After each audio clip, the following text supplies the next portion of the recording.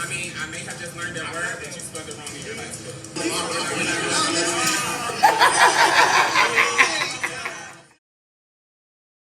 It's Q in the street. I love everybody here. They've been good to me. It's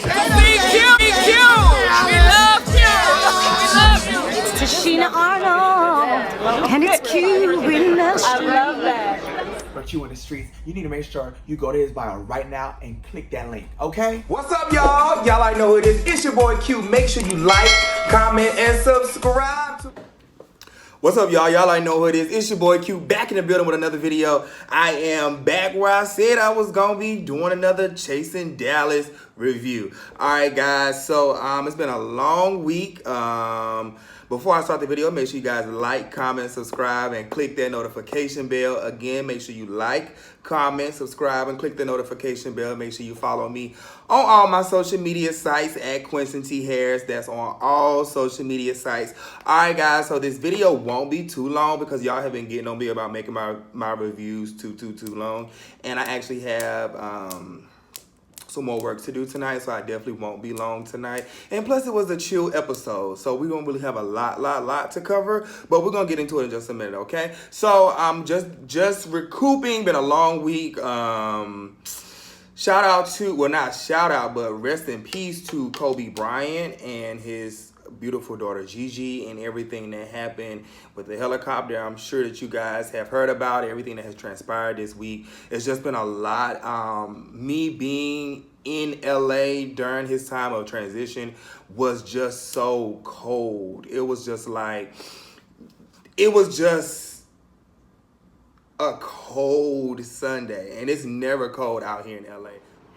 I think seeing the people walking around in the city with the signs and the flowers and teddy bears and basketballs and shooting Kobe into the trash can, it was just a lot to transpire outside of the Staples Center, and just to be downtown LA was just so much. And I wasn't here for the Nipsey situation, but to just be in LA during this particular time, wow. That he inspired the most, being a part of Grammys. Oh yeah, shout out to Grammys. I was a part of the Grammys.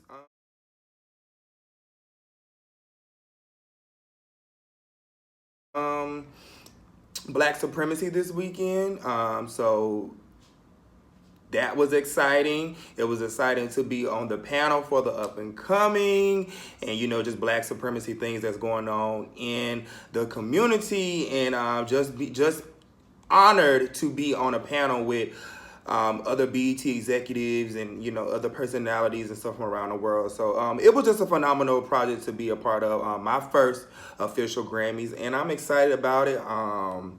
Just another stamp in my career. So yeah, y'all continue to follow me. I know I've been a little bit quiet on social media, but trust and believe, your boy been out here in LA working. So I'm just trying to keep a few things on the hush hush. But all right, y'all, we get ready to jump. I scared the poop out of my dog. Hi, baby. We get ready to jump into this Chasing Dallas review. All right, let's go ahead and jump into it. I'm not gonna hold myself any longer. Ricci G opens up. Ricci.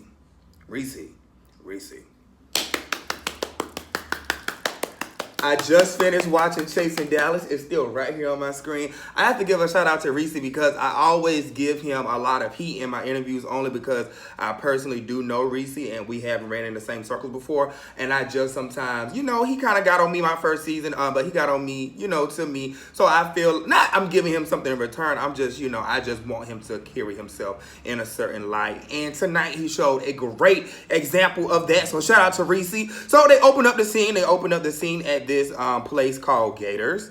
It looks fun. Yep, that looks fun. Kari D talks about him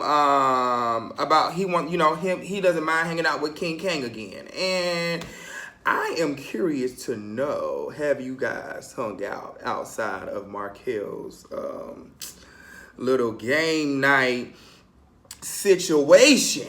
I am here for it. All right, so let's go ahead and move along. Kari informs Ricci of the shade that Marcel threw. So Kari informs Ricci G. I love that scene because we got King Kang, who look great, by the way. We got Tre'Veon, and then we have Ricci G, and then we have Kari D. I like it because it's a mix of the new school versus old school. You know, you got some new cast members, some old cast members. This little love-hate relationship, I don't know what it was about this episode, but I just love Ricci G in this episode. Like, I love the fact that he sat over there. He threw a little bit of shade, but it wasn't enough to be like questioning him as a person. And that's what I like to see from Ricci, you know, just enough to be like, throw some salt out there, but not enough to be like catty. So I appreciate that. And I also appreciate, I don't know, the relationship between King Kang and Ricci. It's kind of like a Nene and Kim kind of situation, like love, hate. But you know what? More so like Kenya, like that's a good one. Nene and Kenya, like, we don't really rock with each other, but when need to, we'll wrap somebody up with our good finger. It just, to me, you know, being a part of the franchise and being a lover of reality TV, it just felt good to see two OGs kicking it in a scene with two new Gs. I mean, two of the new people. And I also like the fact that it was just good to see Kari D kind of open up in. You know, we starting to see Kari D's. Wait, I don't think that's the right gesture, because I was about to say we see him open up, but we don't see that. I don't know where that was getting ready to come. Woo! But no, seriously, it was good to see Kari D's personality and character open. First of all, do y'all see your boy? Your boy been in the gym. I've been out here not stressing, drinking water. Do y'all see this good skin? Let me tell y'all something. Baby, when I release the drag, okay, it's not about me. But yeah, I ain't been quiet for nothing. Your boy coming. But anyways, it was just good to see Kari D's character open up. I feel like he's a little bit spicy, but it's not too much, and it's just enough to let you know like he's not to be played with. So I can appreciate that, because there's always them quiet ones who will get you. So happy to see Kari's character open up. Ricci and Kang, I already said that. Yeah, I definitely I want to see the relationship between Kang and Ricci kind of stay what it was in tonight's episode. That's just my opinion. I just love to see the OGs kind of hang out. Kang said that he was working on a jock strap line. Kang, I would love to see it. If you need me to come and sit in on a photo shoot, if you want me to, I don't really want to oil the models because I have oily hands naturally and I hate all of my hands. But if you want, like, I would watch. I'm a good watcher. I would love to see Kang. You know, I'm not gonna give too much in this video, but I would just love to see Kang in the drop strap. How about that? So Ricci gives his opinion on Marcel, and this is kind of the relationship that we were going to see since the first episode of Ricci and Marcel. Eventually, I knew that they were going to have a beef or have some type of run-in. Even if you haven't watched the trailer, it's kind of like when you see them two personalities hanging out, like that sticky, sneaky stuff and sticky, sneaky, like, personalities, and you see them hanging out, it's kind of like, are y'all really friends? So we called it. Like, we knew that they were going to have some beef. So, you know, Ricci gives his opinion on Marcel, and we'll see it play out more in the storyline and further down in the episode. Again, I loved Kari in this scene, and I loved Ricci G in this scene, because it was kind of like you knew who the OG was at the table. And I just love that. I just love that aura and that presence from Ricci G.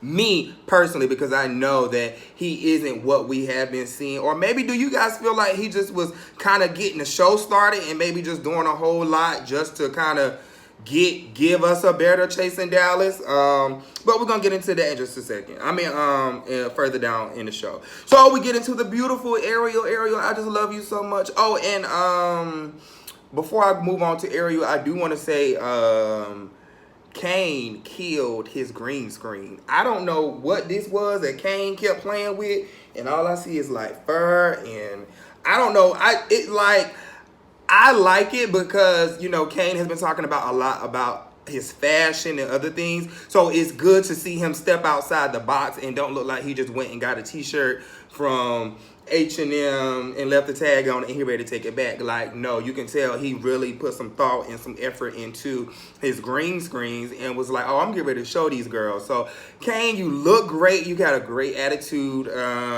This particular episode, well, not this particular episode. I feel like I feel like I can get along with you, but some people may or may not think. But he wasn't in the mess this episode, which was good. But yeah, you look great in your green screen. Can we talk about somebody else who kills green screens? Ariel and Dior, I feel like y'all always kill the green screen. Now, Dior, we're going to get on your sound in just a little bit. I know it's not you, but I do want you to, you know, when you in these cameras and stuff, sometimes you have to, you know, project your voice because the mics are low and all that stuff, and it sound muffled and all that kind of carrying on. But we're going to get into that in just a second. All right, Ariel. So we see Ariel. She meets up with T.S. Madison. T.S. Madison, they have this show out in Dallas. It was good. Another dynamic where you see old school versus new school. It was so good to see Ariel and T.S. Madison in the same scene and like, wow, look at somebody who's been on their journey for years and someone who is, you know, currently on their journey. And I wouldn't say in the beginning stages because I don't know. Don't kill me. I just don't know. But it just felt good to see new school versus old school and kind of, you know, them having that conversation about the, you know, their trans sister our trans sister who, you know, was murdered and, you know, the things of such. And it was just good to see them in that moment together because a lot of times we don't get to hear the voice of our trans girls. And so in that moment, it felt good to see T.S. Madison looking amazing. Well, you know, she was backstage, but, you know, and I love to see T.S. Madison shows. For those of you who don't know, I've been on the road with T before. I've been at T's house before. I've spent Thanksgiving with T. So I love how T.S. Madison always has a helping hand or a hand of help to her community, and she's always looking to give and, you know, give her platform and her space to new talent. So T.S. Madison, we appreciate you for that because we do know that you are a legend in, you know, for the LGBT community. You're an icon for us, and she is a trailblazer for other content creators such as myself. So T, we thank you for that, and we thank you for allowing the cameras to go and be seen because this is not the first time T.S. Madison has been a part of a web series, whether it's Chasing Atlanta, Chasing Dallas. You know, I've seen her do some stuff with Corey Knott and his not organization, but his platform, and just a whole lot of other things that she does. So shout out to her. So then Dior shows up with these two long braids looking scrum-diddly-umptious. You know what, Dior? That's probably my last compliment to you like that, and I'm gonna tell you why in just a minute. So, oh my gosh, it was so good. I just got so excited, but it was so good to see Miss Mary. I was like, T.S. Madison's mom, y'all. I love, adore, respect, appreciate. I love me some Miss Mary. If you've ever been around T.S. Madison, you know why I say I love Miss Mary. Her mom is just like thebomb.com, and I just love Miss Mary. All right, so I'm gonna get up off of that because it's not T show, it's Chasing Dallas. But shout out to Miss Mary. It was great seeing her. Shout out to Ariel. She killed T.S. Madison's look, and she is definitely right because I remember. I think I didn't go to that one. I can't remember. I think I was doing something during that time because I think the person I was talking to went. Because I do remember Oliver telling me that he was going. And just a whole lot of stuff like that. But Ariel creation looks freaking amazing. Like you had T.S. Madison looking amazing. Dior had everything looking amazing on the hair. So shout out to y'all. So we're going to move on to the next scene. Ricci and Antonio. Now, Ricci, I done gave you your props for this episode. Okay, I'm gonna just say I didn't like the wig, but I liked you the rest of the episode, so I'm just gonna give you a pass for the wig because I feel like I give you a lot of heat for the rest of the episodes. But really wasn't feeling good in the week, Reese, but I ain't gonna give you too much because I sound like this episode. So we're gonna move right along. So Reese and Antonio are standing outside of this looks like a bar, a daiquiri bar, whatever they have going on. But does this boy Antonio, does he like, is he gonna be like our Marlo? Does he like just come around for the mess, like, or don't he just give y'all like a high booty church queen? Like he just like pants so tight, y'all gonna see that I got a big booty, and yeah.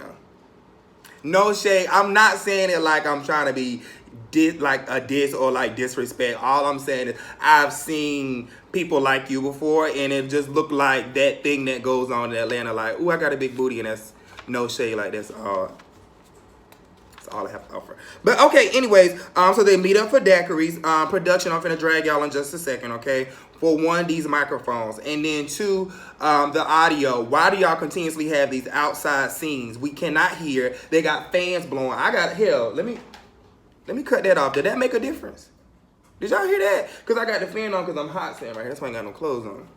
But stop doing them outside scenes. And if you're going to do them, I want y'all to have the proper equipment to block out that noise or get them properly mic'd or something. And then another thing, what the hell? Did y'all only have one cameraman? We can see the cameraman holding. Now, mind you, I've seen some people show up to set and do have one camera, but you ain't never seen the camera in the shot. Y'all literally legit had another camera propped up on the stand over there. Y'all thought we didn't see that, but I'm not gonna give y'all too much because I know, you know, we are all a growing brand and a growing project. But for it to be season 4 of Chasing Atlanta and season 2 of Chasing Dallas, I will say is they was on Chasing Atlanta Net real hard about all that kind of stuff and about our wardrobe, so we gotta ride y'all just as hard so that we can keep y'all bargaining up. We don't want to see no more cameras or the cameraman. Now the cameraman, I know sometimes that might be a slight little 1-2-1-2, but a whole camera, no. Let's get into Ariel's show. Ariel, the beautiful Ariel. Y'all, I just love Ariel. Ariel, I hope you don't change. I hope you kind of keep the same energy. Give me a little bit of spice because I know the spice is in there. But yeah, Ariel show. I'm gonna get down to her in just a second. So Dior said, "Oh, Dior, you hurt my heart." And I'm gonna tell you why. So I'm just kidding. So Dior shows up to Ariel's event and he shows up with his boyfriend? What? Ugh. I'm just kidding. No, but seriously, you know, he showed up with his boyfriend. The kids obviously acknowledge it. We're gonna get down to that in just a second. But Dior is just so super duper cute to me, so I can see why he has a boyfriend. But then they give y'all real like double mint twins, and then Marcel said, and why they walk together and all this. Are y'all corny like me? Like, I like to see couples dress up. I like to see couples wearing like the same thing. Like, I'm a cornball like that. I like that. I can't even flex. I like to see people. I just love. Like, I guess because I'm corny and I'm lame and I don't have a boo, I like to see other people be booed up and be all mushy gushy and all that kind of carrying on. I like to see it. So I didn't think it was a problem for him to have his boo there. I didn't know the stipulations of filming or what y'all had going on that night, but it was cool for me. Here was another moment where I like Ricci G. I love the dynamic between Ricci and Ariel in the dressing room. Another dynamic of new school versus old school. It was just good to see Ricci. We love the shimmery top. Like, if you're gonna give us androgynous and if you're gonna give us all of this, you know, power and like, if this body love, like, that was the scene, Ricci. That was the scene. Yeah, I like you with the no hair. It just looked good to me. It looked good to me. Y'all put down in the comments if y'all let me know if y'all agree with my about how I feel about Ricci. Like, did y'all like him in that can you act right? I mean, damn, it's me versus the fan. I'm gonna name this video Me Versus Fan. I mean, damn.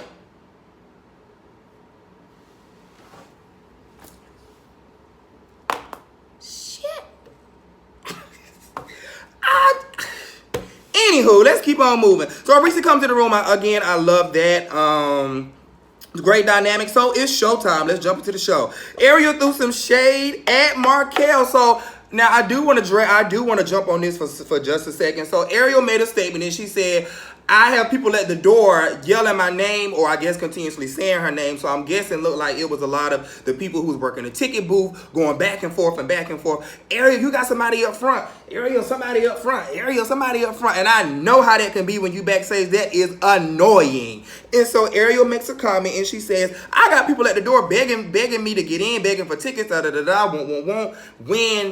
When her own blood brother or her own brother paid his hard-earned money to get in the door. So I feel like if you come to support somebody, you know, you come and you barely tip, you don't pay to get in the door. What did you come for? What did you come for? Like, that's the type of stuff I'll be talking about. But yeah, she said her own blood brother paid and Marcel didn't. And so, but you know what I don't like? I don't like my name won't on the list type person. So Marcel comes into the next scene and was like, oh, well, I'm going to have a discussion with Ariel about that because, one, my name ain't on the list. Them people don't know you. That's the underground world. Them people don't know you. Them people do not know you. They don't care about that show. They don't care about chasing dollars. Some people want their coins, and so you can get in so they can give her cut at the end of the night and everybody go home. They don't care nothing about who you is. But I don't like, oh, my name on the list, my name on the list, and then you come up, you give $1, like, those is just my opinion. I'm just a viewer watching, you know. But from her statement saying somebody's at the door, I'm pretty sure you's at the door being worse and wanting to be let in for free. And this is my thing about people who, like, you know, be wanting to get in for free and put my name on the list and all that kind of carrying on. Like, did you bring her a gift? Did you, like, show her, like, actual respect? And then you came to her event and disrespected her, like, oh, and I'm gonna get down to that in just a second. You know what? Let me back. You know what? I won't. So he begins to call her names because I'm guessing his name wasn't on the list. But this is my thing. You make a comment, Marcel, and say, like, oh, you guys can call, like, you guys can, call 1-800 Ariel, and you did some type of little thing in the camera, and then you did some type of thing like, oh, she'll be your dance girl, or she'll be your dancer, or something like that.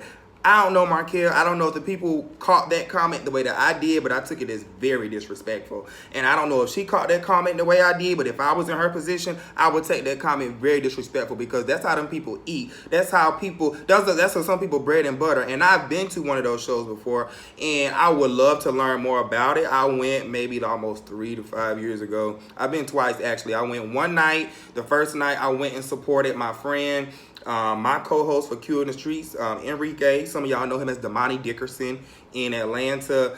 He took me to my very first show, you know, because I don't know a lot about that world. And I was like, wow, this is so interesting, and seeing people tip, and it was just, I can't say I enjoyed myself because I would be telling a story. I will say it was interesting, and the reason I didn't say I'm not gonna say I didn't enjoy myself because I was younger, and this is almost 4 or 5 years. Like, this is almost 4 or 5 years ago. So I wasn't Q that you guys see today. I was, you know, a small country little church boy just moving from North Carolina into this world. So I was like in the back, like hoping nobody don't see me. You know, I was just like, oh my God, I'm in a gay club. Like, I was like, ah. But now I think I would love to go. And I went one other time with my friend Tokyo Vanity from Love and Hip Hop. Me and her went one night. We were at the house bored. I think it was after my show. We had went to the house. It was like, hey, we're gonna go see Enrique down at the club. And we did. Another thing, Marcel, you had a comment about, well, oh, I didn't have no money. Why did you even come? And what did you walk up there and tip $1? Like, this is the problem I have with some people. And this is not for Marcel. This is an experience that I've been with. Like, you come to an event, oh, my name, like, you come with this whole grandioso attitude, like, oh, my name wasn't on the list, and I didn't do this, and I didn't do that. You didn't have no money to tip. You had already said, you had already said out of your mouth, I didn't have no money to give her no way. And then you disrespect her at the end. You called her names in your green screen. And then you like call 1-800 dancer or shake. I took that. And I'm not even in that world. But I guess because I do know people in that world, it just it was very disrespectful. That's the only word I have for it. But those are just my opinions. Y'all drop down in the comments. Oh, so she can shake it up. Like, just the whole, like, we already deal with enough from seeing our trans sisters out, sometimes doing what they have to do to make a living for themselves. So when you say things like shake it up, I just want you to remember the next time, like, one of our trans sisters are, you know, just out there have to make a living. Like, we just have to think. Everything is not to be in a shady moment. Like, we really have to think of the platform that we actually have. Like, I've come to just so much knowledge with knowing the weight of a platform that we actually have. And yes, a good kiki and it's a good moment, but let's take time to educate as well and educate ourselves. Like, if you have a beef with somebody and y'all going back and forth, then hey, we want to see the kiki. But to just be throwing out disrespect, like, I remember there was a time in Housewives, they were like, if you gonna throw shade, know who you throwing shade to. Like, you can't just walk around in life. Like, nobody, do you think people want to do business with you and actually hang out with you when you just throw shade and reads out to everybody? It's just like, well, who the hell do you trust? It's like, who the hell could you hang out with? You're not gonna hang out with me. I'm talking about real life. You know, if this was a real situation. I'm just viewing the show. I'm not hype. I ain't mad. I'm just letting y'all know. All right, so let's get down to the scene that that you guys have been waiting on. Again, in that scene, Ricci, I like the shiny shirt and the brush cut. I just honestly, my opinion, I like that looks better on you to me. Now, I can't say what looks better on you, but it just looks better to me. Marcel versus Ricci G. Okay, so Marcel, just to throw one more thing at you, what was that red headband that you had on your head? Was that like, it looked like you like ripped some panties up or like tied it on your head or something? I didn't know what that was, but was that like a part of like the red stripe that went down your leg? Like, I was just confused about that whole moment. I do want you guys to pay attention to, I know that there was an additional face tonight on the episode. I know that there was a cast member from Chasing Atlanta. But let me ask you guys a question. Do you guys feel like in that moment, like the crossover of the brands, did you guys appreciate it?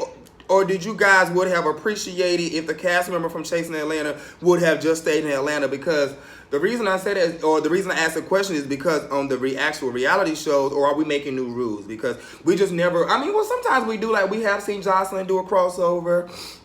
I'm talking about Housewives and stuff like that, though. Because we have seen some shows where you have people, floaters and stuff like that, you know? Or do you guys just feel like people just, you know, want to be in the mix? Y'all let me know. Y'all drop down in the comments and let me know if y'all enjoyed it or if you guys just thought our people, you know. But yeah, that was that. I'm sure a lot of you guys did enjoy the additional faces from Atlanta. That was great for that scene. However, I do want you guys to pay attention to how some people, or not some people, how,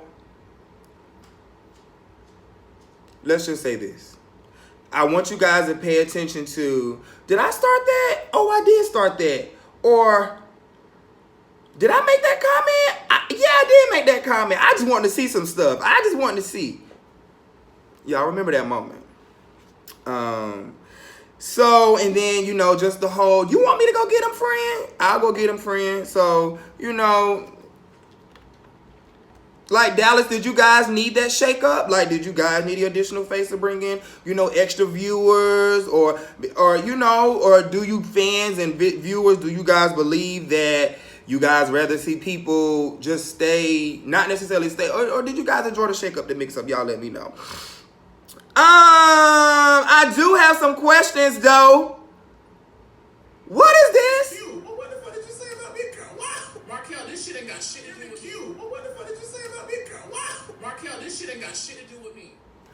What is this whole Ricci? Markel was like, well, Oliver's, you know, this whole situation of so-and-so is right here, so-and-so is right here, letting him know what you said about so-and-so and Q, about Oliver and Q, and about, I'm just like, why do I continuously hear my name from people I don't know?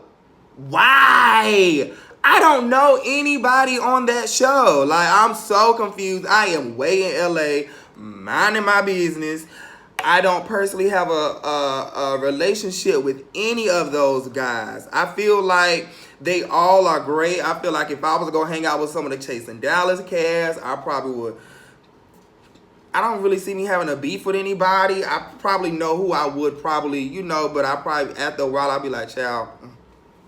But for the most part, I don't know any of them guys. So whatever comes up, I'm watching and viewing just like you guys. I don't know what's coming up. I don't know what was said. I don't know if there's going to be more. I was shocked just like y'all. I'm watching it like, well, there's Q's name again, baby. I'm just like, well, dang. I mean, like, I don't know any of nobody. I respect everybody's brands. I'm trying to help everybody's brand, you know, by doing a review. And, you know, people who don't watch the show start watching the show.